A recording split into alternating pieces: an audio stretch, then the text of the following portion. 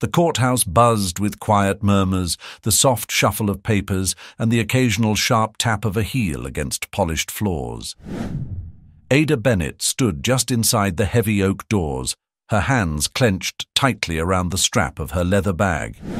She took a measured breath, her heart thudding in her chest like a war drum. This wasn't just another court date. This was a battle for her children, her dignity, and her future. Across the room, Connor Montgomery leaned casually against the plaintiff's table, the corner of his mouth curled into that familiar smirk Ada once found charming. Now, it was a weapon, a reminder of the years she spent being diminished by the man she had sacrificed everything for. He was dressed impeccably, as always, his tailored suit broadcasting power and control. He looked up, caught her eye, and raised an eyebrow in mock amusement. "You're wasting your time, Ada," Connor had sneered earlier that morning, his voice dripping with condescension. "You'll never win. You're nothing without me." Those words rang in her ears as she took her seat beside Daisy Cruz, her lawyer and closest friend. Daisy shot her a quick, reassuring glance, her sharp eyes scanning the room with the precision of a hawk. Dressed in a simple navy suit, Daisy exuded calm confidence, an anchor Ada clung to in the storm that was Connor's relentless legal onslaught. "Don't let him rattle you," Daisy whispered, leaning closer. "That's exactly what he wants. Stick to the plan." Ada nodded, though the knot in her stomach refused to loosen. The stakes felt insurmountable. If Connor succeeded in his bid for full custody of Felix and Eva Rose, Ada couldn't bear the thought of what it would do to them, or to her. She glanced at the courtroom clock, the ticking hands marking time that felt both too fast and agonizingly slow. When the judge entered, the room fell silent, and everyone rose. Ada felt the weight of the moment press down on her shoulders as they all sat again, the air charged with tension. The opening remarks began, Connor's lawyer launching into a rehearsed monologue about Ada's supposed lack of financial stability and emotional readiness to care for 2 children. The words stung, not because they were true, but because of the precision with which they were designed to wound. Ada focused on her breathing, her hands resting flat on the table to steady herself. Connor's lawyer painted a picture of her as a woman who had failed, financially, emotionally, and even as a mother. But Ada wasn't here to listen to lies. She was here to fight. Daisy stood when it was her turn, her voice cutting through the courtroom with clarity and conviction. "Your Honor, what my client lacks in material wealth, she more than makes up for in love, stability, and the truth, something this courtroom will hear plenty of today." The words brought a flicker of hope to Ada's chest, but her focus was interrupted by a glance toward the gallery, where Felix sat with a neutral expression that broke her heart. Eva Rose, too young to understand the proceedings, stayed home with a family friend, but Felix, her stoic, thoughtful son, was old enough to sense the stakes. And yet he was also old enough to be swayed by Connor's manipulative charm. The doubt in his eyes was a knife in Ada's chest. Connor leaned over to whisper to his lawyer, a quiet chuckle escaping his lips as he glanced in Ada's direction. She ignored him, her eyes fixed on Daisy as her friend laid the foundation of their argument, highlighting Connor's controlling tendencies and manipulative behavior during their marriage. Daisy's words were sharp and precise, but the court proceedings would take time. As the hearing moved to its next segment, Ada felt the simmering tension grow, knowing the battle was only beginning. The mid-morning sun poured through the tall courthouse windows, casting fractured beams of light onto the polished wooden floor. Ada's gaze flickered between the judge and Connor, her heart tightening each time he smirked, as though he had already won. She hated how he could still get under her skin after everything he'd done. But today wasn't about her feelings.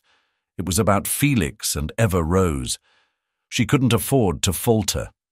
The judge gestured for Connor's lawyer to continue, and the man wasted no time diving into his meticulously crafted narrative. "Your Honor," he said, his tone dripping with calculated sympathy. "Mr. Montgomery is a respected businessman, with a stable income, a spacious home, and the means to provide an unparalleled environment for his children. In contrast, Miss Bennet—" He paused dramatically, letting the silence hang like an accusation, "struggles to make ends meet as a freelance consultant and lives in a rented apartment." Ada clenched her jaw, her nails pressing into her palms. The way he twisted her reality into something pitiable made her blood boil. She had sacrificed everything for Connor, her career, her dreams, her time, only to be left rebuilding her life from scratch, and now he had the audacity to weaponize her sacrifices against her. Daisy rose, her expression unreadable but her presence commanding. "Objection, Your Honor. Counsel is conflating financial status with parental fitness. It's a cheap attempt to deflect from Mr. Montgomery's well-documented history of emotional manipulation." The judge nodded, his face impassive. "Sustained. Please keep your arguments relevant." Mr. Hensley Connor's lawyer offered a tight-lipped smile but pressed on, redirecting his focus to Felix. "The older child, Felix, has expressed concerns about Miss Bennet's ability to provide a stable environment.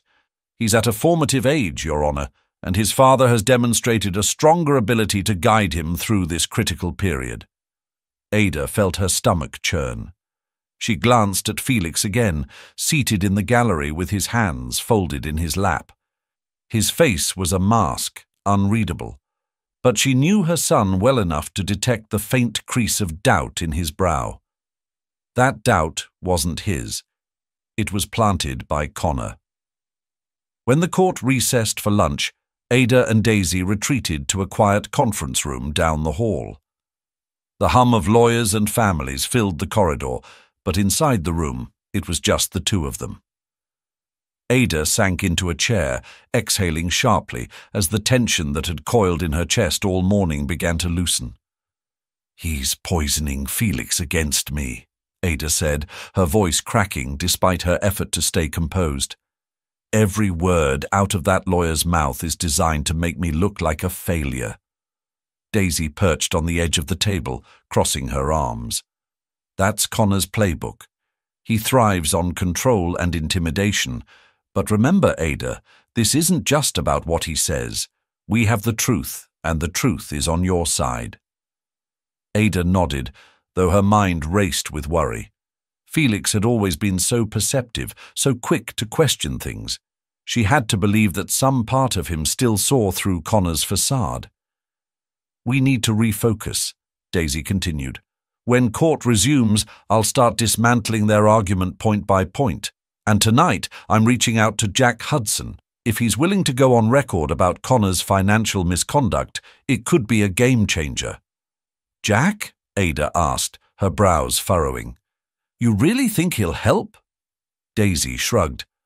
"Jack hates Connor more than you do, and if we can get him to corroborate even half of what we suspect, it'll cast a long shadow over Connor's claims of being a stable provider."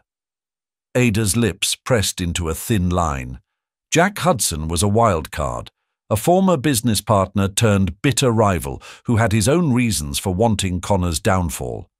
Trusting him felt risky, but then again, everything about this battle was a gamble. Before they returned to the courtroom, Ada stepped into the restroom to splash cold water on her face. As she stared into the mirror, she barely recognized the woman looking back at her. The lines of stress around her eyes, the steely determination in her gaze, they were testaments to the life she'd lived and the fight she was determined to win. "You're stronger than him," she whispered to herself. "You always have been." When they re-entered the courtroom, Connor was already seated, his confidence radiating like a shield. Ada ignored him, focusing instead on Daisy as she arranged her notes. This wasn't over, not by a long shot. As the judge called the court back into session, Ada sat straighter, ready to face whatever came next. The evening sky stretched in hues of dusky pink and orange as Ada stepped out of the courthouse, her mind heavy with the day's events. Daisy walked beside her, a file clutched tightly in one hand, her other hand resting on Ada's shoulder. The buzz of passing traffic and murmurs of the courthouse crowd faded into the background as Ada struggled to focus on Daisy's words. "We have a chance, Ada. Jack Hudson could tip the scales in our favor," Daisy said, her voice steady but firm. "If he's willing to confirm Connor's financial misconduct, it could discredit his entire case." Ada sighed, glancing at the distant skyline. "Jack's not exactly the picture of reliability. He's burned as many bridges as Connor has, if not more. What makes you think he'll help me?" Daisy smirked, tilting her head thoughtfully. "Revenge is a powerful motivator. Jack has been waiting for years to watch Connor fall. Trust me, he'll jump at the opportunity." Ada hesitated. The idea of relying on someone as unpredictable as Jack made her uneasy, but Daisy's confidence was contagious. She nodded, her resolve hardening. "All right, let's reach out to him, but I don't want to pin all my hopes on someone like Jack." "Fair enough," Daisy replied. "We'll treat it as one piece of the puzzle. Tomorrow we'll also start laying the groundwork for a character witness to speak to your strengths as a mother. Maria might be a good candidate." The mention of Maria Delgado made Ada pause. The former employee of Connor's company had already provided damning evidence about his manipulative practices in the workplace, but asking her to testify would be a significant risk. Ada rubbed her temple, weighing the options. "Do you think Maria will agree to testify? She's already taken a big risk by speaking to us." "Maria has a lot to lose," Daisy admitted. "But she also has a strong moral compass. I'll talk to her. Let's see if we can get her on board." As they reached the parking lot, Daisy's phone buzzed. She glanced at the screen, her expression shifting. "It's Jack," she said, gesturing for Ada to wait. Turning slightly away, she answered, her tone clipped but professional. "Jack, this is Daisy Cruz. I assume you've heard about the case." Ada watched as Daisy's expression shifted from calm to focused, then to something unreadable. After a few minutes of listening, Daisy hung up and turned back to Ada, her jaw set. "Jack's interested," she said, her voice measured. "He wants to meet tomorrow morning. He claims he has something that will shake the courtroom." Ada's brows knitted together. "Shake the courtroom? What does that even mean?" Daisy shrugged, a small smile playing at her lips. "I guess we'll find out." That night, Ada sat at her kitchen table long after Felix and Eva-Rose had gone to bed. The quiet hum of the refrigerator and the soft ticking of the clock filled the space as she sifted through the papers Daisy had given her. Each document felt like another weight pressing down on her chest, a reminder of how much was at stake. For a moment, she let herself imagine a life free of Connor's shadow, a life where her children could thrive without his manipulative influence. But those thoughts were fleeting, replaced by the gnawing fear that Connor might still win. Her mind replayed the courtroom scene from earlier, Felix's neutral expression haunting her. She needed to find a way to reach him, to remind him of the truth before Connor's lies pushed him further away. The next morning, as the sun crept over the horizon, Ada and Daisy arrived at a small cafe on the edge of the city. Jack Hudson was already there, seated at a corner table with a cup of black coffee in hand. He looked up as they approached, a sharp grin splitting his face. "Well, well," Jack said, his voice dripping with sarcasm. "Ada Bennett, I didn't think I'd ever see you again."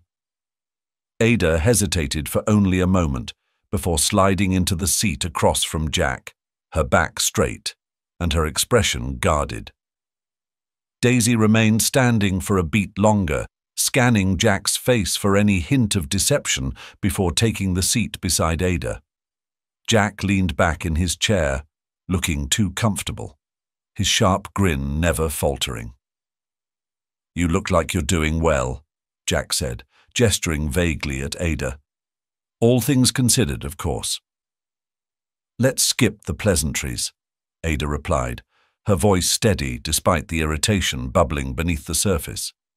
Daisy says you have information that could help my case. If it's true, I'd like to hear it. Jack chuckled, stirring his coffee lazily. Straight to business, I can respect that. He reached into his briefcase and pulled out a small folder, setting it on the table. Inside here are records of Connor's offshore accounts, transactions that directly tie him to funds siphoned from his previous partnerships, including mine. Ada's eyes narrowed as Daisy reached for the folder. And why are you bringing this to us now? You've had years to expose Connor. Because I wanted to watch him crash and burn on my terms, Jack admitted, his grin fading into something darker. But then I heard about this custody case, and I realized that Connor isn't just hurting his business partners, he's hurting you, Ada, and your kids. I may be petty, but even I have limits. Daisy flipped through the folder quickly, her brow furrowing as she examined the documents. These are compelling, she said, looking up at Ada. If verified, they could establish a pattern of financial manipulation that ties directly to his claims of being a stable provider. Ada glanced between Daisy and Jack, her mind racing. Why should I trust you? She asked, her voice low but firm. For all I know, this is just another one of your games. Jack shrugged, his grin returning. You don't have to trust me, but you can trust the facts. Those records are real, and they'll hold up in court. Whether you use them or not is up to you. Ada exchanged a look with Daisy, who gave her a subtle nod. We'll verify these, Daisy said, her tone neutral but firm. If they check out, we'll be in touch. Jack raised his coffee cup in a mock toast. I'm sure you will. And Ada, he added, his tone softening for the first time, don't let him win. He's already taken too much from you. Ada didn't respond as she and Daisy stood to leave, her thoughts tangled in a whirlwind of doubt and determination. As they stepped outside into the crisp morning air, Daisy exhaled deeply. If this pans out, it could be the breakthrough we've been waiting for. Ada nodded, though her gaze remained distant. Let's make sure it does. Later that day, Daisy made calls to verify the authenticity of the documents, working with her network of financial experts. Meanwhile, Ada sat with Maria Delgado at a small park near her apartment. Maria's hands trembled slightly as she handed Ada another folder, this one filled with emails and reports detailing Connor's unethical practices during her time at his company. I can't testify, Ada, Maria said quietly, her voice filled with fear. If I go public, Connor will destroy me. I understand, Ada replied gently, her heart sinking. But even if you can't testify, your evidence can still help. Every piece of the puzzle brings us closer to the truth. Maria nodded reluctantly. I just want you to win. He doesn't deserve to get away with this. That night, as Ada sat at her kitchen table again, she felt the tide begin to shift. Between Jack's documents and Maria's reports, a picture of Connor's true character was starting to take shape. But she knew that none of it would matter unless the court believed her. As she prepared for the next day, Ada found herself staring at a picture of Felix and Eva Rose on her phone. Her resolve hardened. This wasn't just about exposing Connor, it was about protecting her children from the cycle of manipulation and control. She wouldn't let them down. The following morning, Daisy arrived at Ada's apartment, a triumphant smile on her face. Jack's documents are legitimate, she said, and I've already drafted a motion to include them in our evidence. This could change everything. Ada allowed herself a rare smile, her confidence bolstered by the progress. But as she glanced toward Felix's closed bedroom door, her heart ached. She still had a long way to go to reach him, and she knew Connor wouldn't back down without a fight. Ada paced back and forth in Daisy's office, her hands clenching and unclenching as she tried to steady her breathing. the weight of the upcoming courtroom battle pressed against her chest like a vice. Daisy sat at her desk, calm and composed, as she reviewed the latest motion she had filed to introduce Jack Hudson's documents as evidence. A faint smile tugged at her lips as she closed the folder and looked up at Ada. "Jack's evidence will be admitted," Daisy said, her voice steady. "The judge agreed it's relevant to Connor's claims of financial stability. This is exactly what we needed to poke holes in his facade." Ada stopped mid-stride and exhaled, her shoulders dropping slightly. "That's good news," she said, though her tone was far from celebratory. "But it won't matter if Felix still believes Connor's lies." Daisy frowned, tapping her pen against the desk. "Felix is smart. He just needs time to process what's happening. The courtroom can be intimidating, but if we can create a moment of doubt in Connor's narrative, Felix will start to see the truth." Ada nodded, though doubt still lingered in her eyes. "I just hate that he's stuck in the middle of all this. He's only 14, Daisy. He shouldn't have to choose between his parents." "I know," Daisy said softly. "But this isn't just about custody anymore. It's about breaking the cycle. Connor's influence over Felix won't end unless Felix understands who his father really is." Before Ada could respond, Daisy's phone buzzed on the desk. She glanced at the screen, her brows knitting together. "It's Maria," she said, answering quickly. "Maria? What's wrong?" Ada moved closer, her heart pounding as she watched Daisy's expression shift from concern to anger. "You're sure?" Daisy asked sharply, her tone rising. "All right, don't do anything. I'll handle it." She hung up and looked at Ada, her jaw tight. "Connor knows Maria spoke to us. He's already started digging into her past, trying to find something to use against her." Ada felt a wave of guilt wash over her. This is exactly what she was afraid of. We can't let him ruin her life just because she's trying to help. "We won't," Daisy said firmly. "Maria's testimony isn't the only thing we have. Jack's documents and Philip's accounts are more than enough to expose Connor's financial misconduct. I'll make sure Maria stays out of this mess." Ada's chest tightened, torn between relief for Maria and frustration that Connor continued to wreak havoc unchecked. "What about Felix?" she asked. "If Connor is willing to go after Maria, he won't hesitate to use Felix against me." Daisy leaned forward, her expression softening. "We'll protect Felix too, but you need to trust me, Ada. The truth is on our side, and we're building momentum. Connor's world is starting to crumble. We just have to keep pushing." Ada nodded, but her mind still churned with worry. Trusting Daisy was easy. Her friend had been her unwavering anchor through this storm, but Connor's unpredictability left Ada bracing for his next move. She couldn't let herself falter, not now when the stakes were higher than ever. The following day, Ada walked into the courtroom with a renewed sense of determination. Daisy strode confidently beside her, her briefcase packed with evidence that could turn the tide in their favor. Connor was already seated, his expression smug, but his lawyer appeared noticeably tense. The shift in demeanor didn't escape Ada's notice, and for the first time in days, she allowed herself a sliver of hope. As the session began, Daisy stood and introduced the new evidence. "Your Honor, we have recently acquired documents that are directly relevant to Mr. Montgomery's financial stability, a cornerstone of his argument for custody.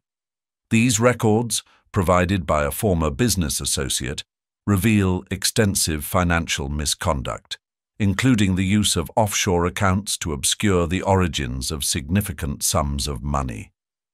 Connor's lawyer immediately objected, standing with a flash of indignation. "Your Honor, this so-called evidence is nothing more than an attempt to smear my client's character. It has no bearing on his ability to provide for his children." The judge, a seasoned man with piercing eyes that seemed to see through every argument, held up a hand to silence the room. "I'll allow it," But proceed carefully. Ms. Cruz Daisy nodded and approached the bench, handing over copies of the documents. As the evidence was entered into the record, the courtroom buzzed with low murmurs. Ada kept her gaze on Connor, whose confidence had finally begun to waver. His jaw tightened as his lawyer whispered urgently in his ear. Next, Daisy called Philip Lawson to the stand. The former accountant, dressed modestly in a suit that seemed slightly too big, looked nervous but resolute as he took his oath. Ada watched intently, her hands clasped tightly in her lap. "Mr. Lawson," Daisy began, her voice calm and measured, "you worked as Mr. Montgomery's accountant for 5 years, correct?" "Yes, that's correct," Philip said, his voice steady despite the weight of the room's attention. "And during that time, did you become aware of any financial irregularities in his business dealings?" Philip nodded. "Yes. Mr. Montgomery frequently moved funds between accounts, some of which were held offshore. These transactions lacked proper documentation and were clearly designed to avoid scrutiny." Connor's lawyer jumped to his feet. "Objection, speculative." "Overruled," the judge said, gesturing for Philip to continue. Daisy leaned forward, her tone sharp.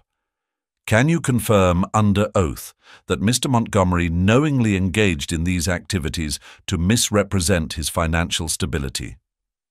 "Yes," Philip said firmly. "He even instructed me on how to label the transactions to avoid detection."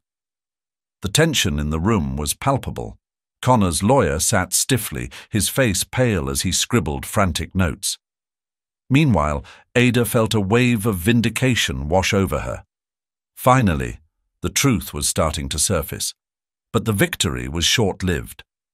As court recessed for the day, Connor approached Ada in the hallway, his smile colder than ever. "Enjoy your little win," he said, his voice low and venomous. "It won't last."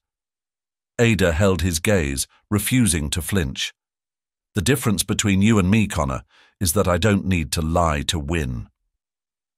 Connor's smirk faltered, but he quickly recovered, stepping closer.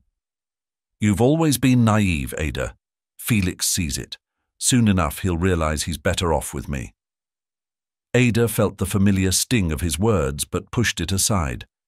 "Felix isn't a pawn in your game, and I won't let you use him like one." As Connor walked away, Ada exhaled shakily. Daisy appeared at her side, placing a reassuring hand on her shoulder. "He's losing control," Daisy said softly. "That's why he's trying to intimidate you." Ada nodded, her resolve hardening. She knew Daisy was right, but Connor's tactics still stung. More than anything, she worried about Felix. How much of Connor's venom had seeped into her son's heart? She needed to find a way to reach him before it was too late. That evening, as Ada sat with Felix at the dinner table, she chose her words carefully. "Felix," she began, keeping her tone gentle, "I know all of this has been hard on you. I want you to know that I'm fighting for you and Eva Rose, because I believe it's what's best for both of you." Felix stared at his plate, his expression guarded. "Dad says you're just trying to make him look bad." Ada's chest tightened, but she forced herself to stay calm. "I'm not trying to hurt your dad, Felix. I just want the truth to come out. You deserve to know what's really going on." Felix didn't respond, but for the first time, Ada thought she saw a flicker of uncertainty in his eyes. It wasn't much, but it was a start. As she cleared the table later, Ada resolved to keep fighting, not just in court, but for her relationship with Felix. She wouldn't let Connor's lies take him away from her. The morning light filtered through the tall windows of the courthouse, casting long shadows across the marble floors. Ada stood at the front of the courtroom, her hands clasped tightly as she watched Daisy prepare for the day's proceedings. The previous day's testimony from Philip Lawson had shaken Connor's case, but Ada knew that today would bring new challenges. Connor's team would undoubtedly attempt to discredit the evidence and regain control of the narrative.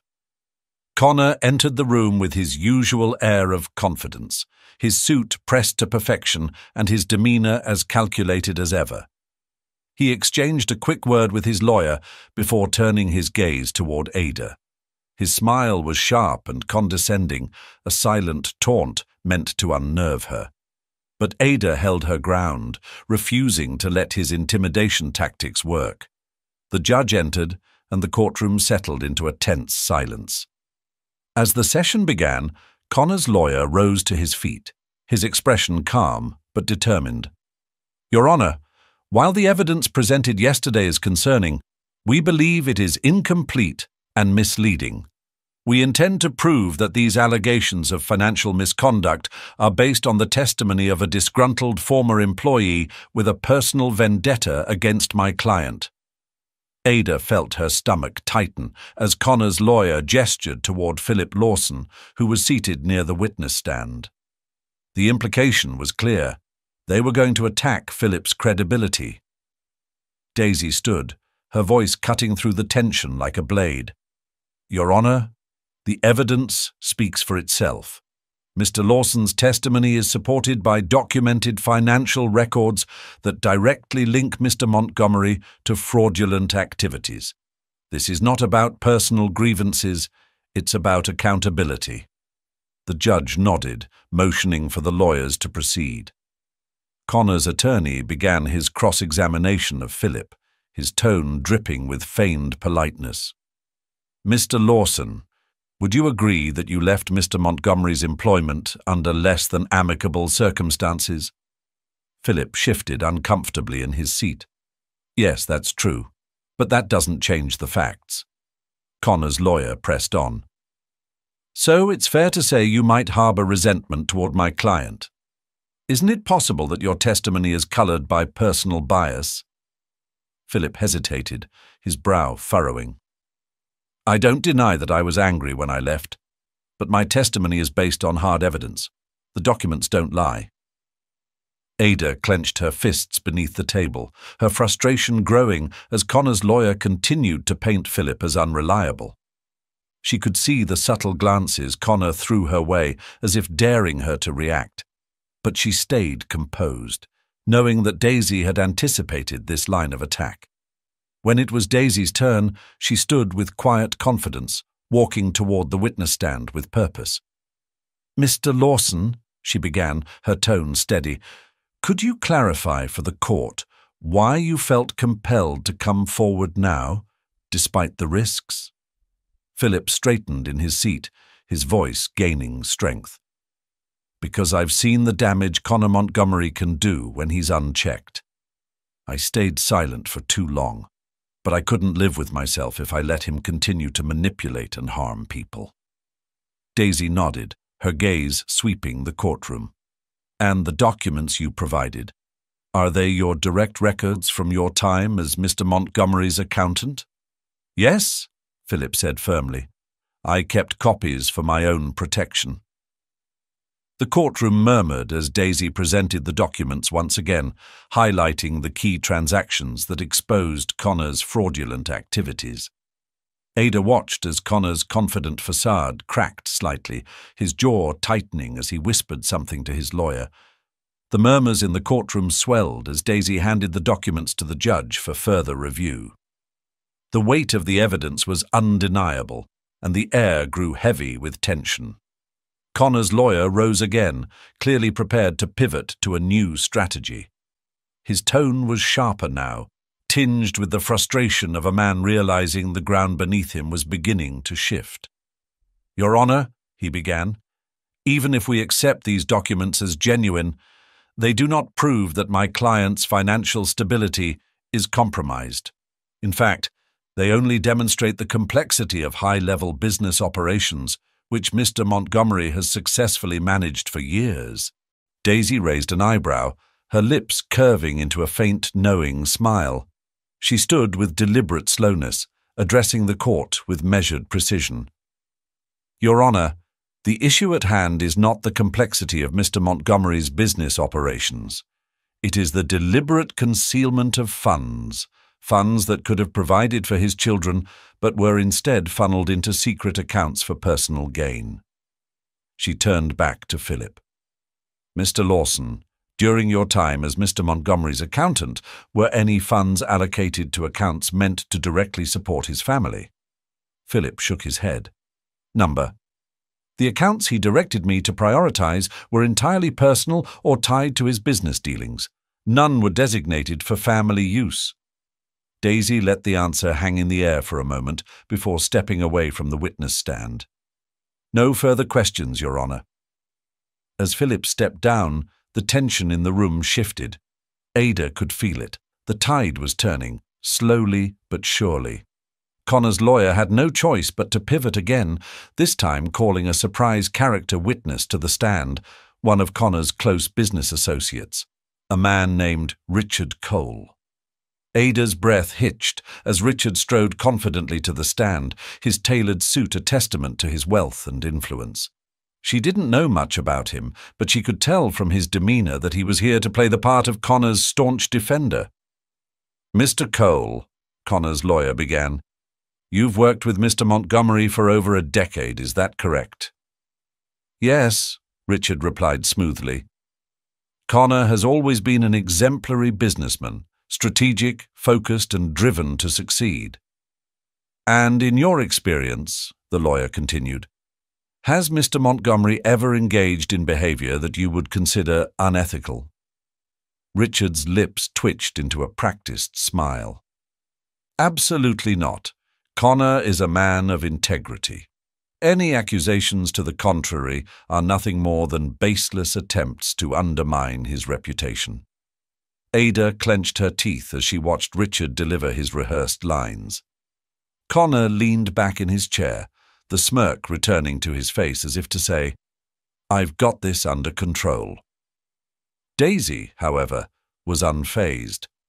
When it was her turn to cross-examine, she approached the stand with a calm that belied the storm brewing beneath her words. Mr. Cole, she began, her tone almost conversational, you testified that Mr. Montgomery has always conducted himself with integrity. Would you say your business dealings with him have been mutually beneficial? Of course, Richard replied, his smile unwavering. And have you ever benefited from Mr. Montgomery's offshore accounts? Daisy asked, her voice as sharp as a blade. Richard faltered for the briefest moment, his smile slipping. I'm not sure what you mean. Daisy's expression hardened. Let me clarify. Were you at any point the recipient of funds transferred from these accounts? Connor's lawyer jumped to his feet. Objection! Relevance. The judge raised a hand to silence him. I'll allow it. Answer the question, Mr. Cole. Richard shifted uncomfortably in his seat. I've never personally received funds from Connor's accounts. Any transactions between us were strictly business-related. Daisy stepped closer, her voice dropping slightly. But you were aware of these accounts, weren't you? You knew their purpose. Richard's face reddened, and he glanced toward Connor, who glared at him in warning. I was aware of some accounts, he admitted grudgingly, but I had no involvement in how they were used. Daisy's lips curved into a small smile. Thank you, Mr. Cole. No further questions. As Richard stepped down, Ada felt a flicker of hope reignite in her chest. Daisy had skillfully planted a seed of doubt, showing that even Connor's closest allies couldn't fully defend him without cracks appearing in their stories. The courtroom recessed shortly after, leaving Connor visibly tense and Ada cautiously optimistic. Outside the courthouse, Ada turned to Daisy, her voice low but resolute. He's slipping. Daisy nodded, her expression thoughtful. He is. But we need to be ready for his next move. He won't go down without a fight. Ada glanced toward the parking lot, where Connor was speaking animatedly with his lawyer. For the first time, his composure seemed strained, his gestures sharp and uncharacteristically frantic. Ada's lips pressed into a thin line.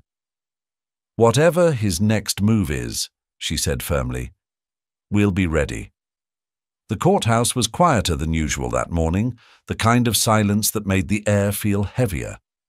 Ada arrived early, her mind racing with thoughts of what the day might hold. She had spent the night going over Daisy's strategy, replaying every word and action from the previous session. Connor's grip was loosening, but she knew better than to underestimate him. He thrived on control, and losing it would only make him more dangerous. Daisy joined her moments later, her expression sharp and focused as she balanced a stack of folders in one hand and her ever-present coffee cup in the other. "Ready?" she asked, her voice steady but brimming with determination. "As ready as I'll ever be," Ada replied, adjusting the collar of her blouse. Her nerves were still raw, but she had no choice but to push them aside. Today wasn't about her fears. It was about securing a better future for Felix and Eva Rose. They entered the courtroom together, taking their seats at the front. Connor was already there, seated beside his lawyer. His expression was unreadable, but Ada caught the slight tension in his shoulders, the way his fingers tapped rhythmically against the table. It was a small sign, but it told her that Daisy's meticulous dismantling of his defense was starting to get to him. The session began with the judge calling Philip Lawson back to the stand. Connor's lawyer, clearly intent on damage control, began questioning him aggressively, attempting to poke holes in his testimony. Ada watched as Philip held his ground, his responses measured and unwavering. Still, the tension in the room was palpable. "Mr. Lawson," the lawyer said, his voice sharp, "you claim that Mr. Montgomery engaged in financial misconduct. Yet, you only chose to come forward now, years after these alleged incidents occurred. Why is that?" Philip hesitated for a fraction of a second before replying, "Because I was scared. Mr. Montgomery is a powerful man, and I didn't think anyone would believe me. But seeing the impact his actions have had on others, I realized I couldn't stay silent any longer." The lawyer's lips twisted into a smirk. "How convenient. And yet, you admit you were motivated by fear. Doesn't that suggest your judgment might be compromised?" Daisy immediately stood, her voice cutting through the room. "Objection. Counsel is badgering the witness." "Sustained," the judge said, leveling a warning glance at Connor's lawyer. Philip exhaled, his hands gripping the edge of the witness stand. Ada's heart ached for him. He had taken a huge risk by coming forward, and now he was being scrutinized for it. But as Daisy resumed her questioning, she masterfully redirected the focus back to the evidence, reinforcing Philip's credibility with the documents he had provided. The turning point came when Daisy introduced a new piece of evidence, a detailed transaction history that Philip had uncovered only recently. The records showed not only the existence of Connor's offshore accounts, but also payments made to individuals whose names were suspiciously redacted. "Your Honor," Daisy said, holding up the document, "these payments represent a clear pattern of concealment. We have reason to believe that Mr. Montgomery used these funds to secure the silence of individuals who could expose his activities." The courtroom buzzed with murmurs as the judge examined the documents. Ada felt a flicker of hope as she watched Connor shift uncomfortably in his seat. He whispered something to his lawyer, who looked equally uneasy. The tension in the courtroom was electric as the judge placed the documents aside, his expression thoughtful. "Ms. Cruz," he said, addressing Daisy, "do you have any witnesses or evidence to corroborate these claims about the redacted payments?" Daisy straightened, her tone unwavering. "Not at this time, Your Honor, but we are actively working to identify the recipients. The pattern, however, speaks for itself." Connor's lawyer rose abruptly, his voice tinged with impatience. "Your Honor, this is speculative at best. These records prove nothing about my client's fitness as a parent. They are an obvious attempt to distract from the issue of custody." The judge considered this for a moment before responding. While I agree that the connection to custody is tenuous, the evidence of potential financial misconduct is relevant. I will allow it to remain on the record. Ada exhaled quietly, relief washing over her. Daisy's strategy was holding strong, but she knew they couldn't stop here. Connor would retaliate. He always did. As the day progressed, Daisy called Jack Hudson to the stand. Jack's presence immediately drew attention. His sharp suit and self-assured demeanor commanded the room. Connor glared at him, his expression a mixture of contempt and unease. The history between the two men was no secret, and Ada suspected that Connor's lawyer had prepared for Jack's testimony with particular vigor. "Mr. Hudson," Daisy began, her voice crisp and professional.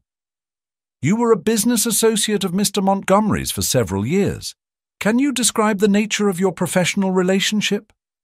Jack leaned forward slightly, his voice steady and direct.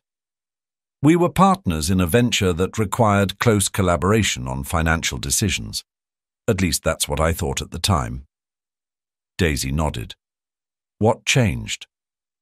Jack's gaze flicked briefly to Connor before returning to Daisy.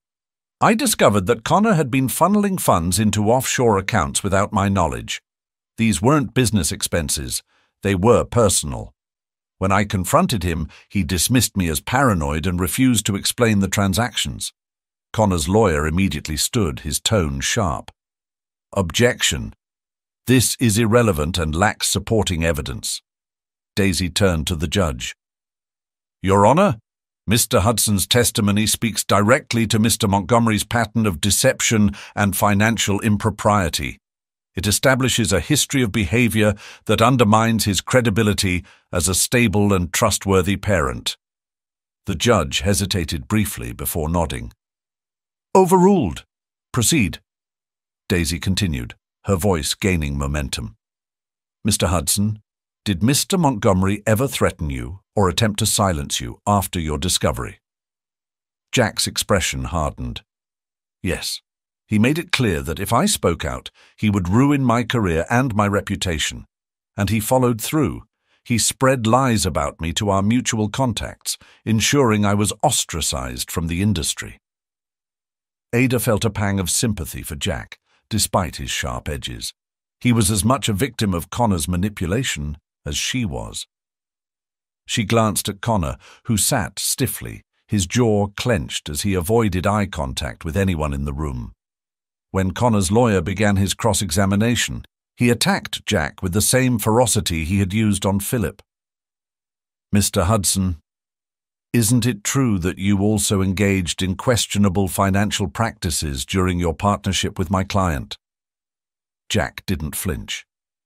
"I made mistakes, but none of them involved stealing from my business partner or hiding funds offshore.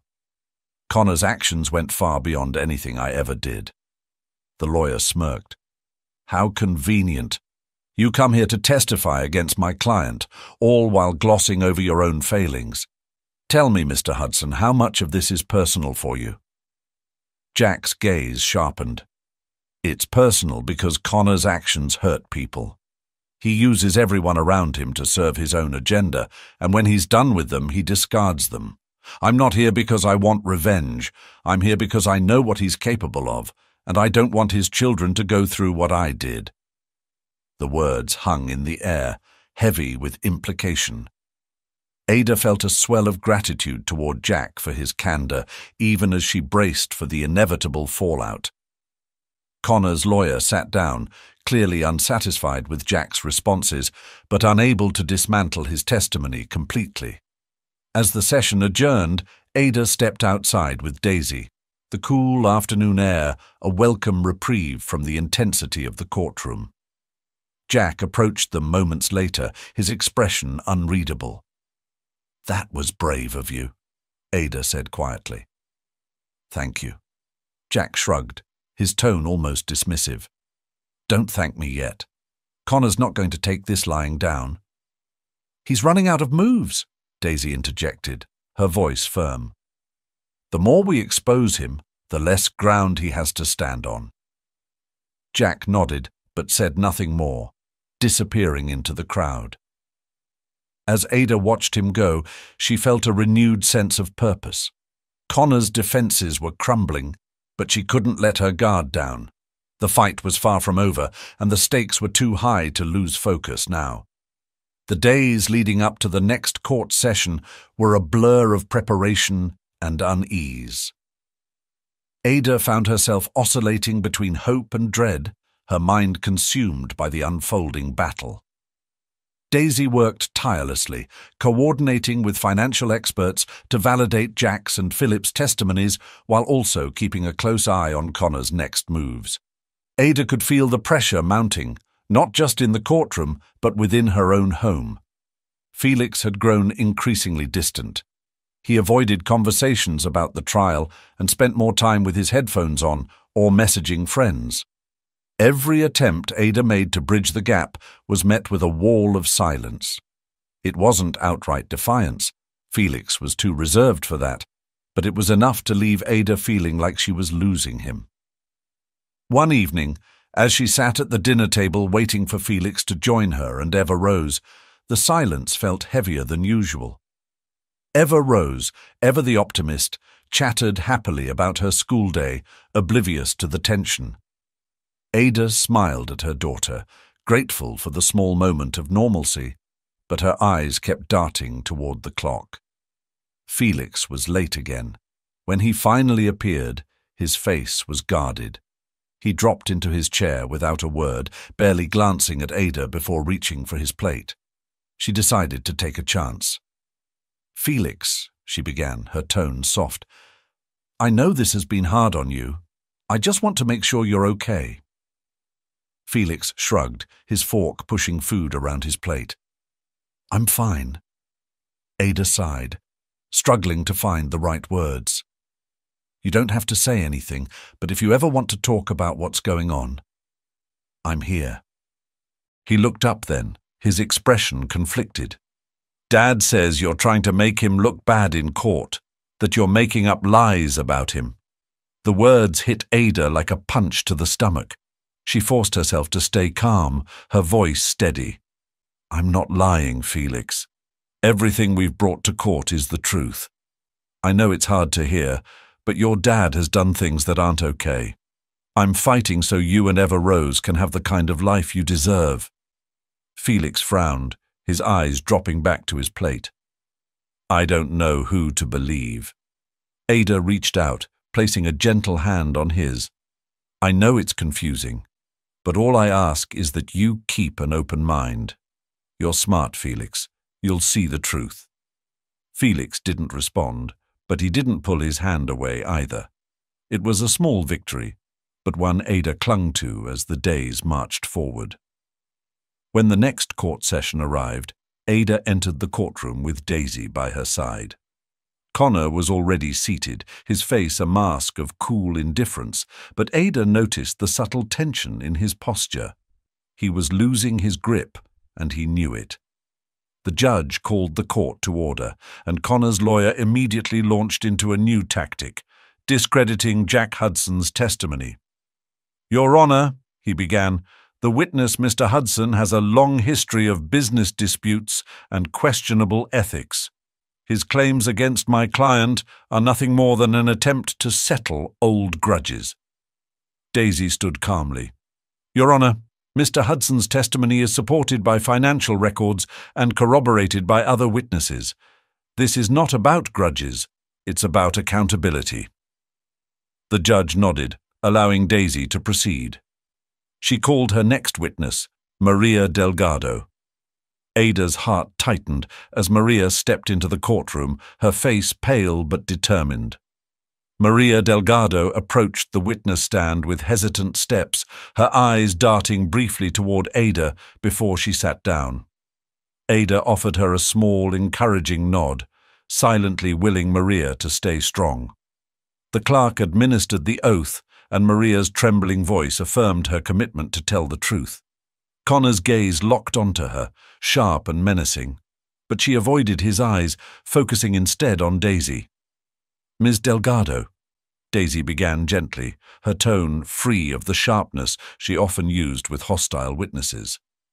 "Can you describe your professional relationship with Mr. Montgomery?" Maria took a deep breath before answering. "I worked for Mr. Montgomery's company for 6 years. I started as an assistant and eventually became part of the operations team." "And during your time there, were you ever asked to perform tasks that you believed were unethical or outside the scope of your role?" Maria hesitated for a moment, her voice trembling slightly. "Yes. Mr. Montgomery often asked me to process documents and payments that didn't seem right. At first I didn't question it, but as time went on, I realized they were meant to cover up activities that violated company policies and the law." Connor's lawyer immediately stood. "Objection, Your Honor." Speculation. Daisy turned toward the judge, her expression calm.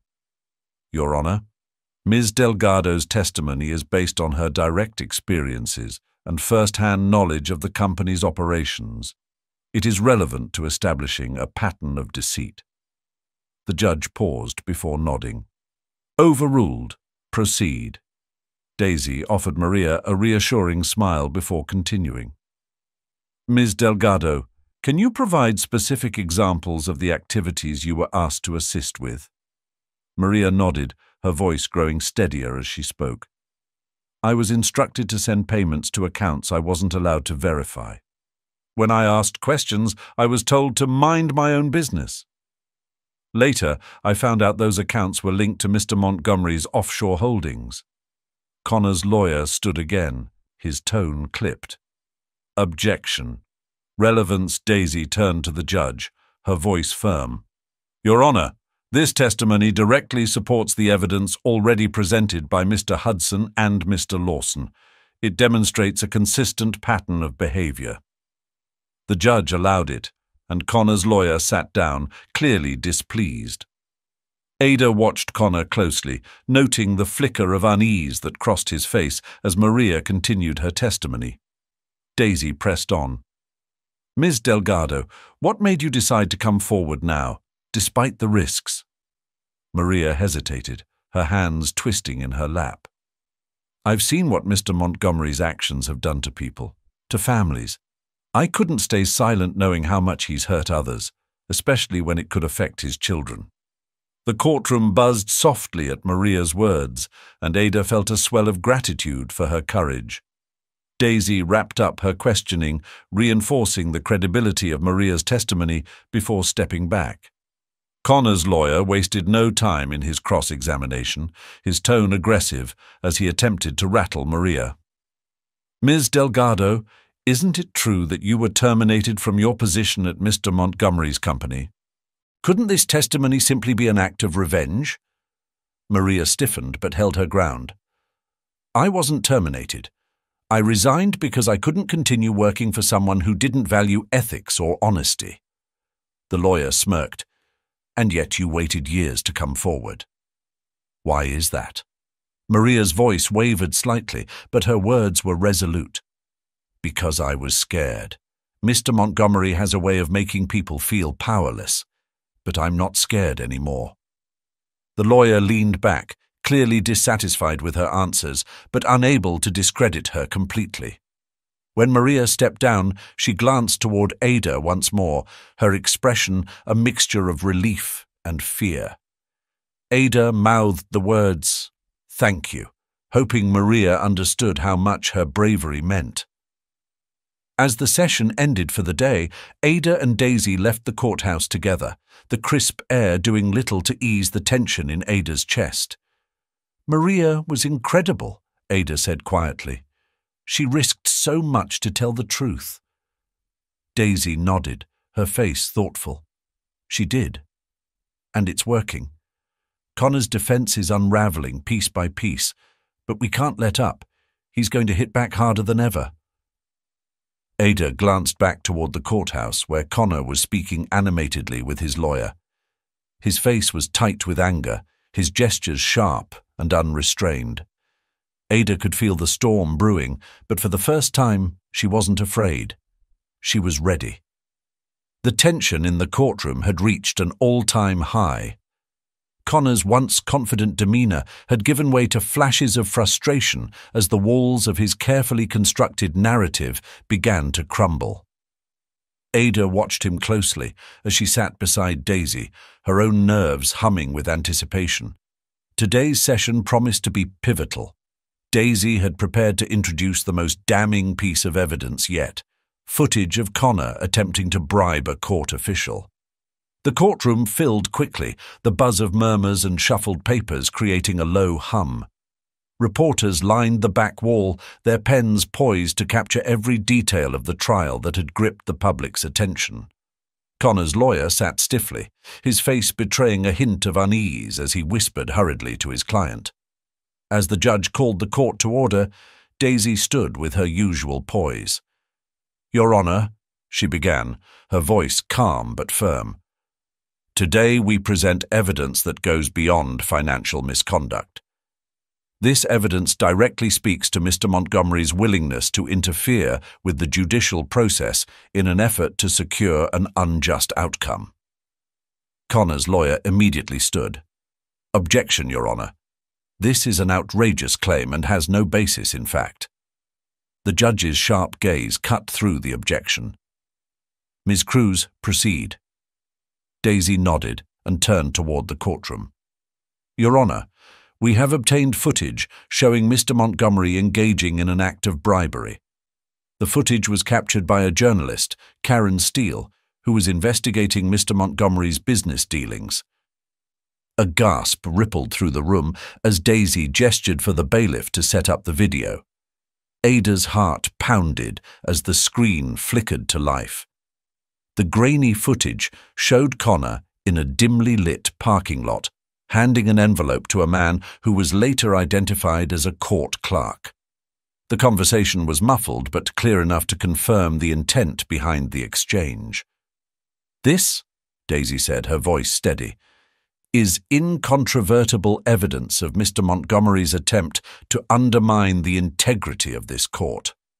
Connor's lawyer leapt to his feet again, his voice louder this time. "Your Honor, this footage is circumstantial at best. It lacks context and could have been manipulated." The judge raised his hand to quiet the outburst. "I will allow the evidence to stand. The jury will consider its credibility." Ada stole a glance at Connor. His face was ashen, his jaw tight as he whispered furiously to his lawyer. For the first time, she saw something in his eyes she hadn't expected. Fear. Daisy continued, her momentum building. She called Karen Steele to the stand, her presence immediately commanding attention. The journalist was composed, her voice clear as she recounted the circumstances of the video. "I was investigating financial misconduct tied to Mr. Montgomery's company when I came across evidence of his attempts to bribe individuals connected to this case," she explained. "The footage you've seen was obtained during that investigation." Connor's lawyer attempted to undermine her testimony, questioning her journalistic ethics and the legality of her methods. But Karen was unshakable, countering each accusation with calm, measured responses. As Karen Steele stepped down from the stand, the courtroom buzzed with hushed conversations, the weight of the evidence pressing down on everyone present. Ada felt a glimmer of hope swell in her chest. The tide was turning, but she knew better than to let her guard down. Connor's lawyer wasn't finished yet. Connor's attorney rose with forced composure, his voice loud enough to cut through the murmurs. "Your Honor, while this footage is dramatic, it does not directly tie my client to any wrongdoing relevant to this custody case. At worst, it demonstrates poor judgment in an unrelated matter." Daisy stood immediately, her tone sharp. "Your Honor, bribing a court official is not merely poor judgment. It is a direct attack on the judicial system. Mr. Montgomery's willingness to engage in such acts speaks volumes about his character and the lengths he's willing to go to manipulate outcomes." The judge held up his hand to stop the exchange, his voice firm. "I've heard enough. The jury will decide the relevance of this evidence, and I will ensure it remains part of the record." Connor's lawyer sat down, visibly rattled, while Connor leaned forward, his hands clenched into fists on the table. He whispered something harshly to his lawyer, who nodded reluctantly before standing again. "Your Honor," Connor's lawyer said, "we'd like to request a recess to review this new evidence and prepare a response." The judge considered the request briefly before nodding. "Granted. We'll reconvene after lunch." The gavel struck, and the courtroom emptied into the halls. Ada followed Daisy into a quiet corner of the courthouse, her heart still pounding from the tension of the session. Daisy set her briefcase down on a bench and turned to face Ada. "This is big," Daisy said, her voice low but charged with energy. "Connor's lawyer will scramble to discredit the footage, but the jury saw what they needed to see. He's on the ropes." Ada nodded, though the nerves in her chest hadn't entirely subsided. "Do you think it's enough? What if they manage to spin it?" "They'll try," Daisy admitted, "but they can't spin the truth. The footage is clear, and Karen's testimony was rock solid. We just have to stay ahead of them." As the two women spoke, Ada noticed movement out of the corner of her eye. Connor stood at the far end of the hallway, speaking animatedly with his lawyer. His posture was rigid, his gestures sharp and frantic. He looked like a man who was quickly losing control. Ada felt a strange mix of satisfaction and apprehension as she watched him. Connor wouldn't go down without a fight, and his desperation made him even more dangerous. After the recess, the courtroom reconvened, the air heavier with anticipation than before. Connor's lawyer attempted to recover, doubling down on efforts to discredit the footage. He called a character witness, one of Connor's longtime business associates, to vouch for his integrity. The man, clearly rehearsed, painted a glowing picture of Connor as a driven and ethical businessman. Daisy wasted no time dismantling the testimony. Her cross-examination was methodical, poking holes in the witness's narrative until it was clear that his words held little weight against the mounting evidence. As the session drew to a close, Ada felt the shift in the room. The balance of power was no longer in Connor's favor. The jury, the judge, and even the spectators seemed to sense it. Daisy's strategy was working, and Connor's once impenetrable defense was unraveling thread by thread. Outside the courthouse, Ada stood with Daisy, the brisk afternoon wind cooling her flushed cheeks. "What happens next?" Ada asked, her voice steady despite the storm of emotions swirling inside her. Daisy adjusted the strap of her bag and gave Ada a reassuring smile. "Next, we keep pushing. Connor will try something desperate, I guarantee it. But every move he makes only digs him deeper into the hole he's created." Ada nodded, her resolve hardening. For the first time, she allowed herself to believe that victory was within reach. But she also knew there was still a long road ahead, and she couldn't afford to falter now. The courtroom was quiet, almost eerily so, as Ada took her seat for another pivotal day in the trial. The atmosphere had shifted. The weight of the bribery evidence presented the day before still lingered heavily over the proceedings. Connor sat at his table, his usual arrogance muted, though his eyes flickered with a dangerous intensity. Ada couldn't help but notice the faint lines of exhaustion etched into his face, a sign that the pressure was finally starting to crack his polished facade. Daisy leaned over to Ada, her voice barely above a whisper. "Stay focused. Today we reinforce everything we've built so far. Connor's going to fight back, but we're prepared." Ada nodded, clutching the edge of the table for support. She had spent the night replaying every moment of the trial in her mind, her determination hardening with each passing hour. Felix had remained distant, but she sensed a change in him, a flicker of doubt about Connor that gave her a fragile sense of hope. The session began with Connor's lawyer introducing yet another character witness, a former colleague who was clearly chosen to bolster Connor's crumbling reputation. The man spoke confidently, painting a picture of Connor as a hard-working and generous leader, a man who cared deeply for his family and community. Daisy listened patiently, her expression unreadable, before rising to cross-examine. "Mr. Daniels," she began, her tone polite but firm, "you've testified that Mr. Montgomery is a generous and ethical businessman. Is that correct?" "Yes," the witness replied, his tone unwavering. "And during your time working with Mr. Montgomery, were you ever aware of any offshore accounts or financial dealings that might raise questions about his transparency?" The man hesitated, the slightest flicker of discomfort crossing his face. "No, I wasn't aware of anything like that." Daisy tilted her head slightly, her voice softening just enough to seem conversational. "You weren't aware, or you weren't informed?" Connor's lawyer immediately objected. "Leading the witness." "Sustained," the judge said, though Daisy didn't seem fazed. She shifted her approach smoothly, asking instead about the witness's own experiences with Connor's business practices.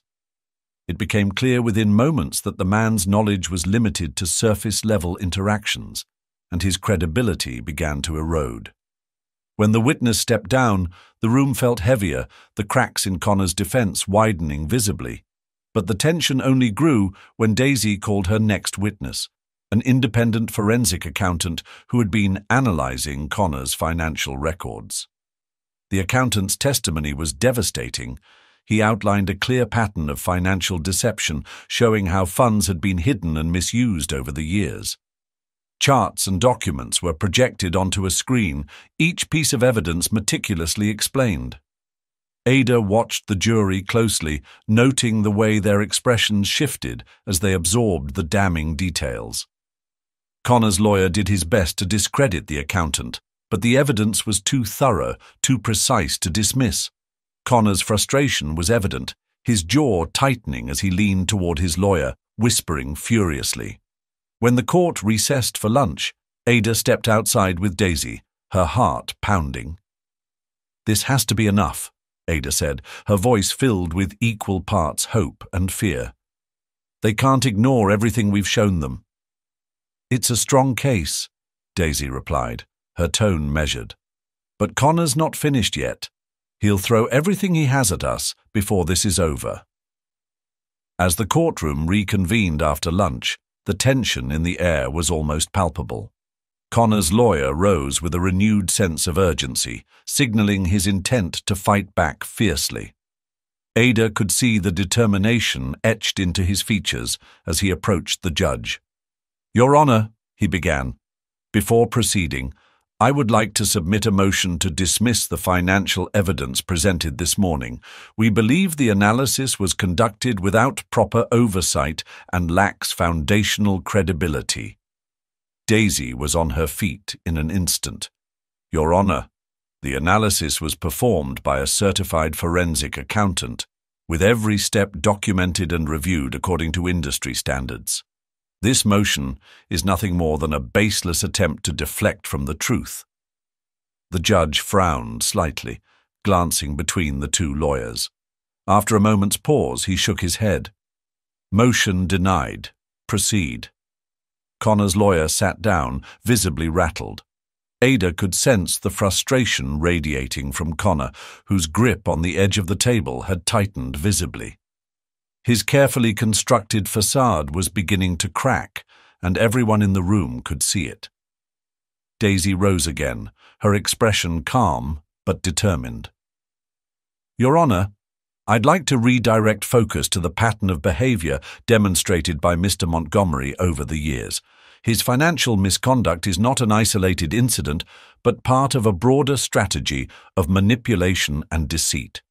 We have one final witness who can provide crucial insight into this pattern." The bailiff called the witness, and Ada's breath caught in her throat as Philip Lawson re-entered the courtroom.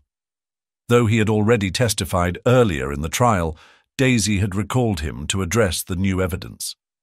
Philip walked to the stand with quiet determination, his shoulders squared as he took his oath once more. "Mr. Lawson," Daisy began, her voice steady, You've previously testified about the offshore accounts and questionable transactions you were asked to handle while working for Mr. Montgomery. Based on your knowledge, were these actions part of a broader strategy? Philip nodded, his voice firm. Yes.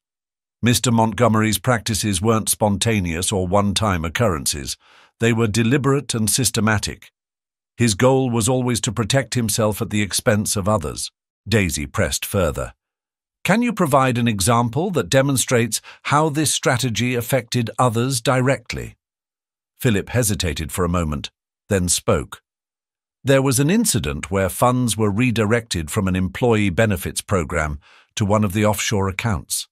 The employees never saw that money, and Mr. Montgomery dismissed it as a necessary business decision. The room buzzed with murmurs, and Ada felt a chill run down her spine. The callousness of Connor's actions was staggering, and she could see the growing discomfort in the jury's expressions. Connor's lawyer stood quickly to cross-examine, his tone sharp and aggressive. Mr. Lawson, you've already admitted to leaving your position on poor terms. Isn't it possible that your testimony is biased against my client? Philip didn't flinch.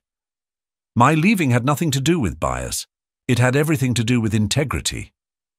Connor's lawyer pressed further, but Philip's calm and consistent responses left little room for doubt.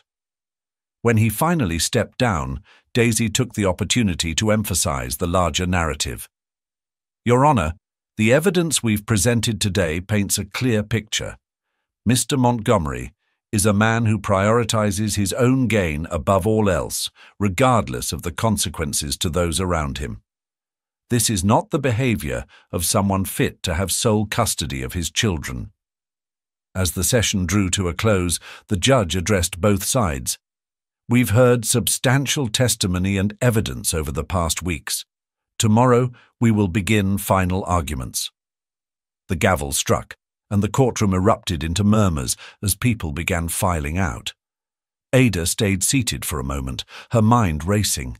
She felt Daisy's hand on her shoulder, grounding her. We've done everything we can, Daisy said softly. Now it's up to the jury. Ada nodded, her resolve hardening. She glanced toward Connor, who was speaking angrily to his lawyer, his face flushed with frustration. His once unshakable confidence was gone, replaced by something desperate and raw. Outside the courthouse, Ada stood with Daisy and Jack, who had lingered after the session. What do you think he'll do next? Ada asked, her voice low. Jack shook his head. Connor's running out of moves, but he's not the type to go down quietly. Be ready for anything. Ada took a deep breath, the crisp evening air filling her lungs. She had fought so hard to get to this point, but she knew the final battle was still ahead. Tomorrow, everything would come to a head, and she needed to be ready. The courtroom was hushed as the judge called the session to order, signaling the start of final arguments. Ada's hands gripped the edge of the table, her knuckles white as she forced herself to take steady breaths. This was it, the culmination of weeks of grueling testimony, damning evidence, and unrelenting pressure. She glanced toward Daisy, whose expression was calm and resolute as she prepared her opening remarks. Across the room, Connor sat stiffly, his posture rigid, his lawyer whispering something hurriedly into his ear. Daisy rose and approached the jury, her heels clicking softly against the polished floor. Her movements were deliberate, her presence commanding. She paused for a moment, making eye contact with each juror before speaking. Ladies and gentlemen of the jury, she began, her voice steady. Over the course of this trial, you've seen and heard overwhelming evidence about Mr. Montgomery's actions that demonstrate a consistent pattern of manipulation, deceit, and self-interest. She took a step closer to the jury box, her tone softening slightly. But this case isn't just about financial records or hidden accounts. It's about two children, Felix and Eva Rose, who deserve a stable, loving, and honest environment. The question you must answer is simple. Who will provide that environment? A mother who has sacrificed everything to rebuild her life for the sake of her children, or a father who has consistently prioritized his own gain above all else? Connor's lawyer stood abruptly, his expression tight as he moved to deliver his final argument. He wasted no time pivoting to a direct attack on Ada's character, painting her as vindictive and emotionally unstable. "Ladies and gentlemen," he said, his tones smooth but forceful, "what we have here is a classic case of a bitter ex-spouse seeking revenge. Ms. Bennett has spent this trial dredging up every possible accusation against Mr. Montgomery, but none of it proves that she is the better parent." He gestured toward Connor, who nodded solemnly for effect. "My client is a successful businessman, a provider, and a father who loves his children deeply. Yes, mistakes may have been made in the complexities of running a business, but those mistakes do not define his ability to care for his children." Ada's chest tightened as the lawyer continued his tirade, but she held her head high, refusing to let his words shake her. Daisy had prepared her for this, reminding her that Connor's legal team would focus on deflection and misdirection in their final attempt to sway the jury. When Connor's lawyer returned to his seat, Daisy stood again for her rebuttal. Her voice carried a sharp edge now, cutting through the courtroom like a blade. "Mistakes," she said, her tone laced with quiet fury. "Is that what we're calling it? Bribery, fraud, and the systemic exploitation of others aren't mistakes. They're choices. Choices that reveal who Mr. Montgomery truly is." She turned back to the jury, her expression softening. "Ms. Bennett hasn't asked for revenge. She's asked for justice, for the opportunity to give her children a life free from the toxic influences that have surrounded them for too long. This isn't about the past. It's about the future. A future where Felix and Eva Rose can thrive." As Daisy returned to her seat, the room seemed to hold its collective breath. The judge gave final instructions to the jury, outlining the legal framework they must use to make their decision. Ada listened intently, her heart pounding in her chest as the gravity of the moment settled over her. This was it. The jury would soon deliberate, and the fate of her children's future lay in their hands. The judge dismissed the court for the day, instructing the jury to return with their verdict when ready. Ada stood slowly, her legs trembling slightly beneath her. Daisy placed a steadying hand on her shoulder, her voice low and reassuring. "You've done everything you can, Ada. Now we wait." Ada nodded, but the weight of uncertainty pressed heavily on her. As the courtroom began to empty, she noticed Connor speaking quietly with his lawyer, his face a mask of cold determination. She felt a chill run down her spine. Whatever the verdict, she knew Connor wouldn't accept defeat gracefully. Later that evening, Ada sat at the kitchen table, her hands wrapped around a cup of tea that had long since gone cold. Felix sat across from her, his headphones pulled down around his neck, his expression guarded. Eva Rose was already asleep, the comforting rhythm of her breathing audible from the nearby living room. Felix finally broke the silence. "Mom," he said quietly, his voice hesitant, "what happens if Dad wins?" Ada's heart twisted, but she forced herself to meet his gaze. "Then we'll figure it out," she said softly. "But I'm fighting because I believe this is what's best for you and Eva Rose. That's all I've ever wanted. For you both to be safe and happy." Felix looked down at the table, his fingers tracing the grain of the wood. "It's hard to know what's true sometimes. Dad, he says things and I don't know what to believe." Ada reached out, placing her hand over his.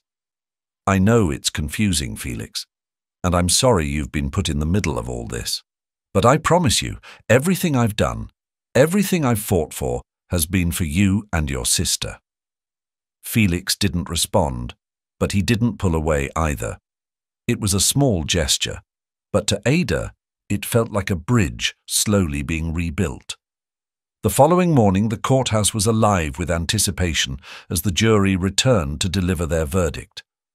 Ada's pulse raced as she took her seat beside Daisy, her hands clasped tightly in her lap.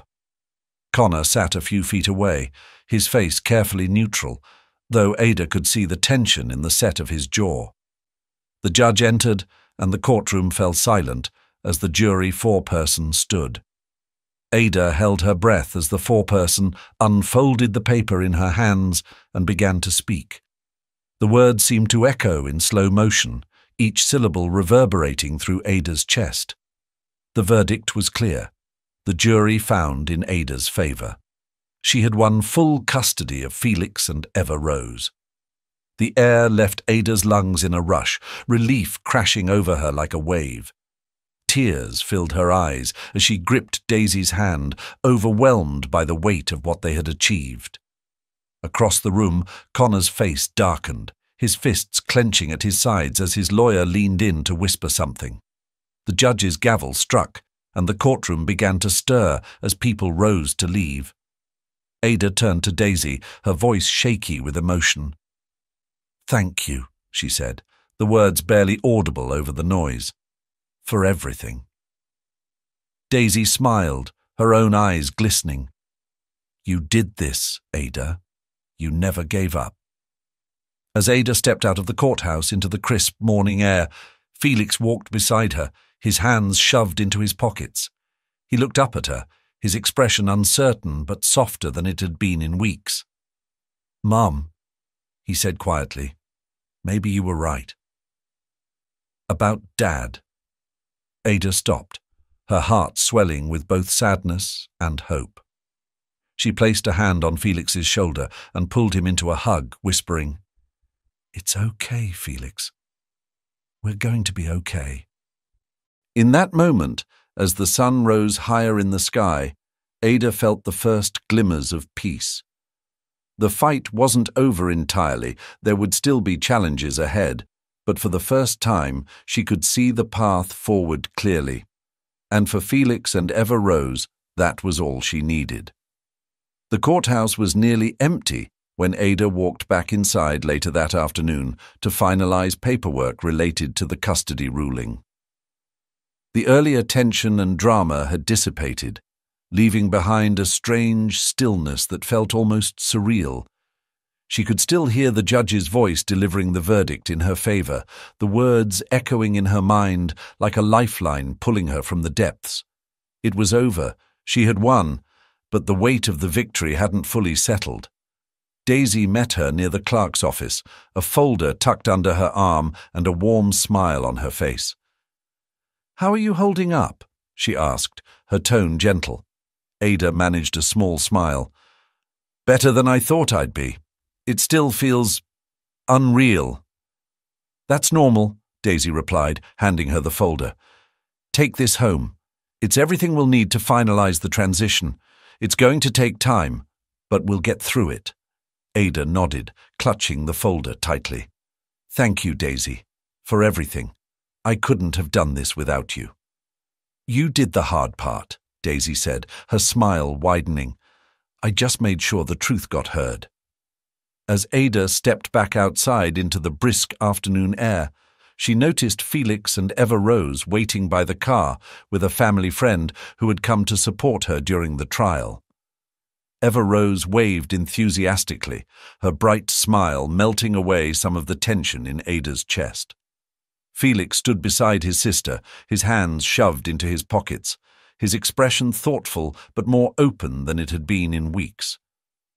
The drive home was quiet, the usual hum of conversation replaced by a sense of calm that felt new and unfamiliar. Ada glanced in the rearview mirror occasionally, catching glimpses of her children. Eva. Rose hummed softly to herself, her favorite stuffed animal clutched in her lap, while Felix stared out the window, lost in thought. When they arrived home, Ada was struck by the warmth of their small house. It wasn't much, but it was theirs, a safe haven she had worked tirelessly to create. As they stepped inside, Eva Rose darted to the living room to grab her art supplies, her excitement spilling over as she chattered about a new drawing she wanted to make. Felix lingered near the door, his posture hesitant. Ada set her bag down and turned to him, her heart aching at the uncertainty in his eyes. "Felix," she said softly, kneeling slightly to meet his gaze. "I know this has been hard. You've had to deal with things no kid your age should ever have to face, but I want you to know I'm proud of you, no matter what." Felix looked at her for a long moment, his face conflicted. Then finally he nodded. "I know, Mom. I just need some time to figure it all out." Ada smiled, her eyes glistening with unshed tears. "Take all the time you need. I'll be right here." That evening, Ada sat at the kitchen table, a quiet hum of activity filling the house. Eva Rose had set up her crayons and paper in the living room, her giggles occasionally drifting in as she narrated the story behind her latest drawing. Felix was upstairs in his room, the faint sound of music filtering down the hall. For the first time in weeks, the house felt calm, a fragile peace that Ada hoped would grow stronger with time. She opened the folder Daisy had given her, carefully going over the documents inside. There were forms to finalize the custody arrangement, a timeline for the official handover, and recommendations for therapy and support services for the kids. Ada knew the road ahead wouldn't be easy, but the clarity of having a plan gave her a sense of control she hadn't felt in years. Her thoughts were interrupted by a knock at the door. Surprised, Ada glanced at the clock. It was late for visitors. She stood and walked to the door, opening it cautiously. To her astonishment, Connor stood on the porch, his face drawn and weary. He held a small envelope in his hand, his eyes avoiding hers as he shifted uncomfortably. "What are you doing here?" Ada asked, her voice steady but firm. Connor exhaled, his shoulders slumping slightly. I wanted to drop this off," he said, holding out the envelope. "It's a letter, for Felix and Eva Rose." Ada hesitated, searching his face for any sign of manipulation or ulterior motive. His usual arrogance was absent, replaced by something that looked almost like regret. Cautiously, she took the envelope.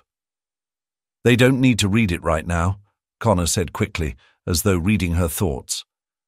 "I just thought, maybe one day when they're ready it might help explain some things." Ada nodded slowly, her fingers curling around the envelope. "I'll make sure they get it when the time is right." Connor nodded in return, his gaze finally meeting hers. "I know I've done a lot of things wrong, Ada, and I know it's too late to fix most of them. But I'm glad. I'm glad they have you." His words caught her off guard, and for a moment she didn't know how to respond. Finally, she said, "Thank you for saying that." Connor stepped back, his hands shoved into his pockets. "Take care of them," he said simply, before turning and walking down the porch steps.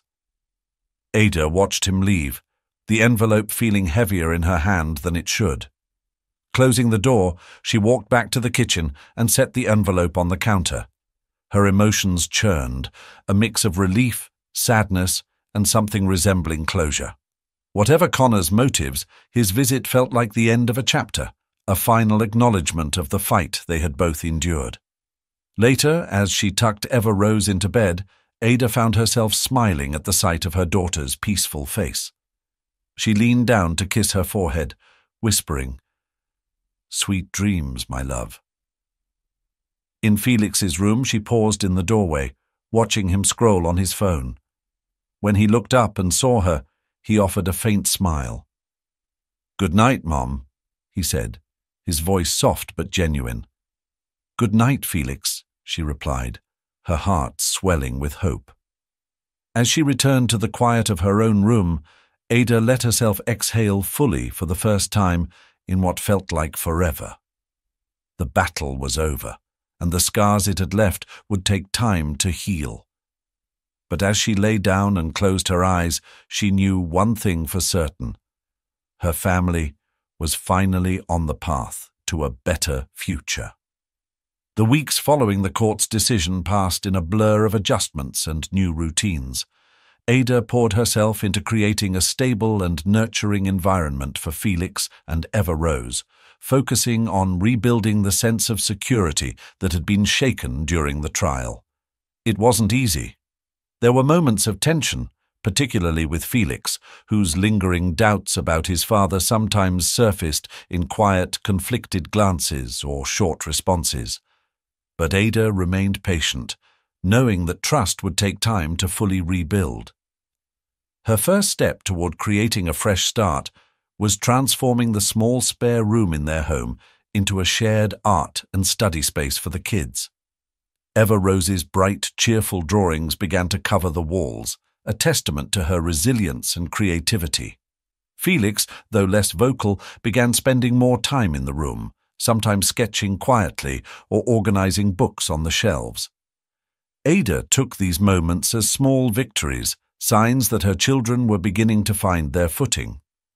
Meanwhile, Ada also began to turn her attention outward. The idea for her non-profit, an organization dedicated to supporting single parents, had been lingering in her mind for months, but now it felt like the right time to bring it to life. Late at night, after the kids were asleep, she worked on drafting a mission statement, sketching out ideas for workshops and resources, and compiling a list of potential partners and supporters.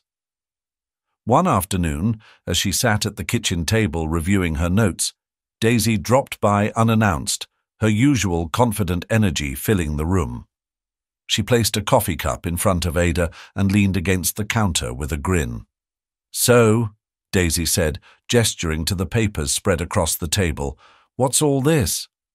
Ada smiled, grateful for the company. "It's the non-profit I told you about. I think I'm finally ready to make it happen." Daisy nodded, her expression turning serious. "That's amazing, Ada. What do you need to get started?" "Support," Ada said with a small laugh. "Funding, connections, advice.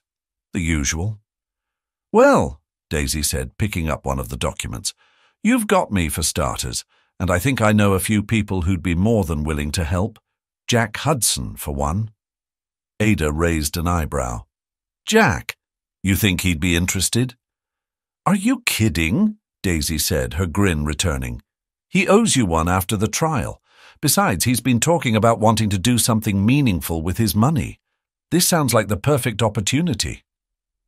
Buoyed by Daisy's encouragement, Ada spent the next few days reaching out to contacts, refining her plans, and laying the groundwork for her non-profit.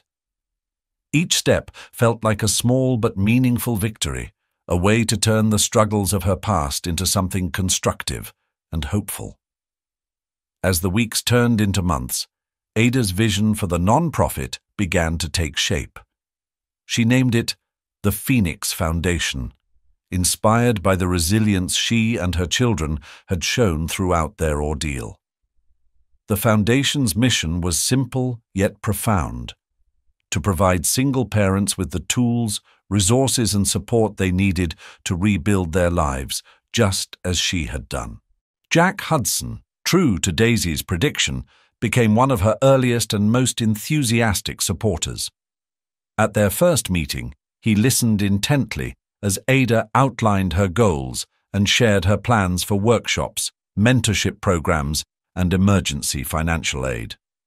By the end of the conversation, he had pledged not only financial backing, but also his personal involvement, offering to use his business connections to expand the foundation's reach. "You're doing something incredible here," Jack said as they shook hands, "turning all that chaos into something that actually helps people. It's inspiring." Ada felt a wave of gratitude. "Thank you, Jack. This means more to me than I can say." With Jack's support and Daisy's tireless advocacy, the Phoenix Foundation quickly gained momentum. They secured a modest office space in the heart of the city, and Ada found herself surrounded by a team of passionate volunteers and professionals who believed in her mission. Among them was Maria Delgado, who had testified during the trial and now wanted to give back by leading workshops on financial literacy for struggling parents. "I want to help people avoid the traps I fell into," Maria said during their first planning meeting. "If I can make even one person's journey easier, it'll be worth it." Ada's heart swelled with pride as she looked around the room during their first team meeting. It was a diverse group: mothers, fathers, young professionals, retirees, all united by a shared purpose. For the first time in years, she felt not only hopeful, but truly empowered. At home, the positive changes began to ripple through her family. Eva Rose beamed with pride whenever she overheard Ada discussing the foundation, often offering her own ideas for events or activities. Felix, though still reserved, began asking quiet but thoughtful questions about the work Ada was doing. One evening, as they sat together in the living room, he surprised her with a rare moment of vulnerability. "Mom," he said, his voice hesitant, "what made you decide to start the foundation?" Ada paused, considering her words carefully. "Because I know what it feels like to be scared and uncertain, to not know where to turn. If I can help other parents avoid that feeling, even a little, it's worth it."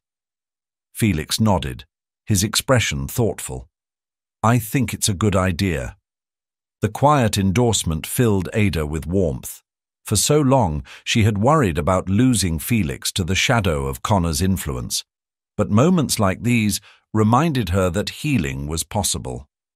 As the foundation prepared for its official launch event, a community workshop and resource fair, Ada reflected on how far they had come. The trial had tested her in ways she never thought possible, but it had also revealed strength she didn't know she had. Now, as she stood on the threshold of this new chapter, she felt ready to embrace it fully, knowing that her efforts would not only shape her family's future, but also create a lasting impact for others. The day of the Phoenix Foundation's launch event dawned bright and clear, the morning sunlight streaming through the windows of Ada's home. Eva Rose buzzed with excitement as she helped Ada pack materials for the event, her small hands carefully placing brochures and flyers into a large tote bag. Felix, quieter but no less involved, checked the audio equipment they were taking to the venue, ensuring everything was in working order. "You've got everything?" Felix asked, glancing up from the wires he was untangling. Ada smiled, watching him with a mix of pride and gratitude. "I think so. Thanks for helping." He shrugged, but there was a faint smile on his face. "It's your big day, right?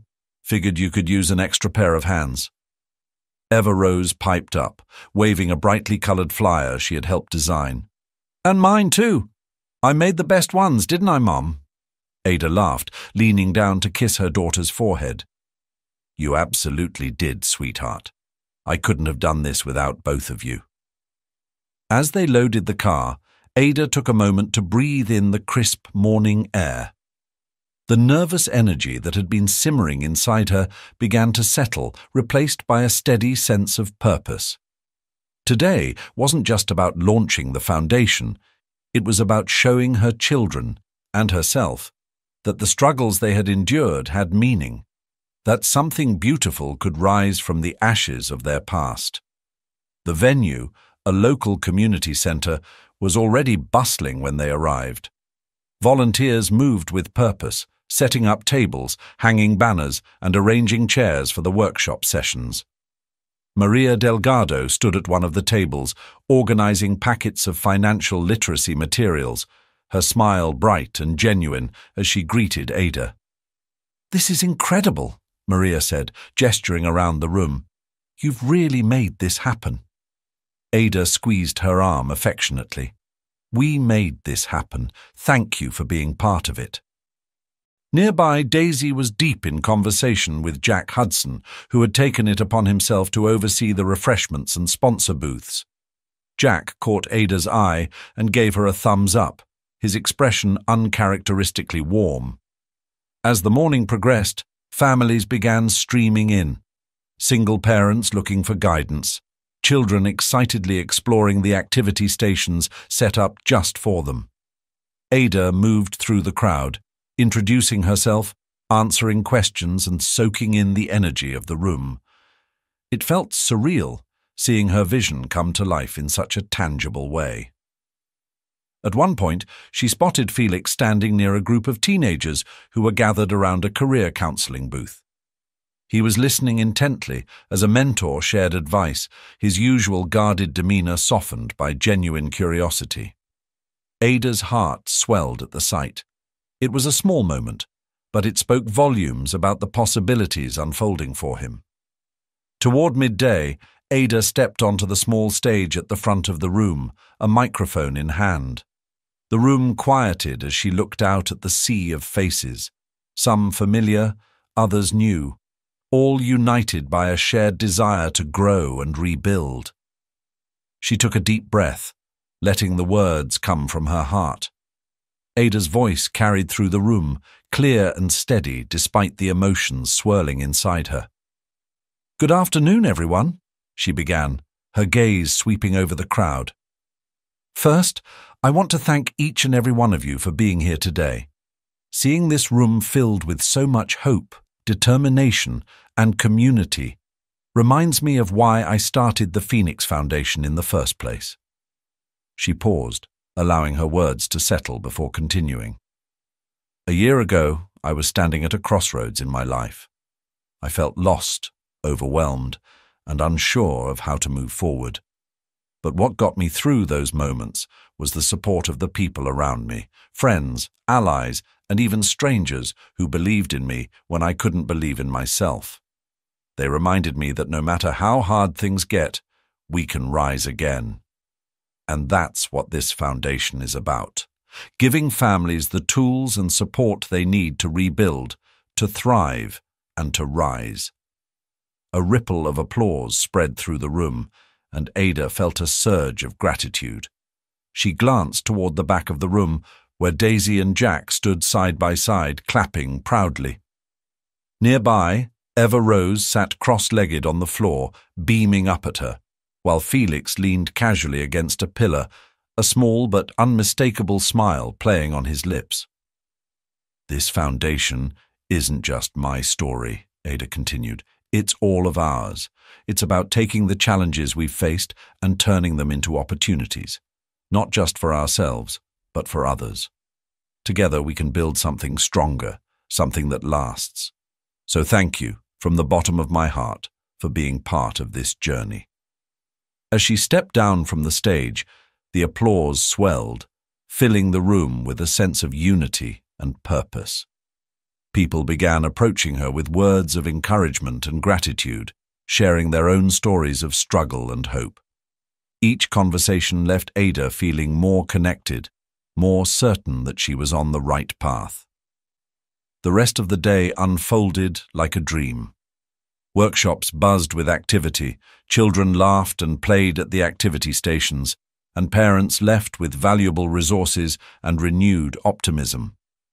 By the time the event began winding down, Ada's exhaustion was tempered by a deep sense of fulfillment. As the last attendees trickled out and the volunteers began tidying up, Ada found herself standing in the middle of the now quiet room. Felix approached her, his hands shoved into his pockets, his expression thoughtful. "You were really good up there," he said, his voice low but sincere. Ada smiled, her heart swelling. "Thanks, Felix. That means a lot."